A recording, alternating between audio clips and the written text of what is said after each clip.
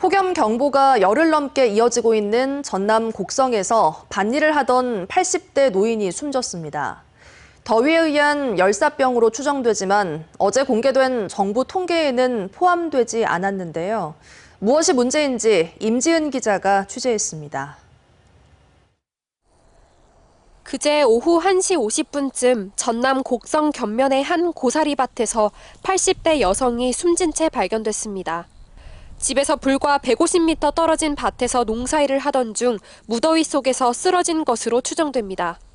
곡성에는 지난달 29일부터 폭염경보가 내려졌고 당시 한낮 최고 기온은 36도를 넘겼습니다. 그늘 하나 없는 이곳 밭에서 발견된 당시 여성의 체온은 42도까지 올라가 있는 상태였습니다. 한 3일 10개 구슬째 간 것을 저기 이렇게 꽃을 끄는가 이렇게 회사 타라고서 그냥 뭐 아침에 낮에 더운 게 일찍 그새 나왔네. 거만이가 추정한 사인은 열사병. 하지만 질병관리청은 숨진 여성을 온열질환 사망자 통계에 포함시키지 않았습니다. 심정지의 직접 원인이 온열질환인지 평소 앓던 지병 때문인지 명확하지 않고 숨지기 전 의료기관에 오지 않았다는 이유에서입니다.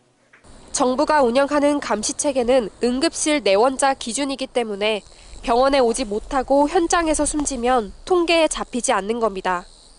도내에 있는 응급실 있는 의료기관에 대한 감시체계이다 보니까 이거 애초에 그냥 온열질환 응급실 감시체계로 보시면 되거든요. 결국 논밭에서 일하다 숨지는 노인들의 온열질환 사망 사례는 공식 집계에서 사라지는 셈입니다. 현재까지 집계된 전남 지역의 온열질환자는 87명. 지난해 같은 기간보다 2배 넘게 급증했습니다. 이 기간 동안 전국적으로도 3배 가까이 늘어난 1,350여 명이 온열질환자로 집계됐습니다. 하지만 응급실에 내원하지 않고 야외 노동을 하다 숨진 환자들은 이 숫자에 포함되지 않았습니다. 통계가 정확하게 들어와야 흔히 말하면 자꾸 대책도 세우고 문제점도 발견되고 그럴 건데 그거를 못 따라가고 있는 우리 통계 정책에 대한 문제가 심각하다는 거죠.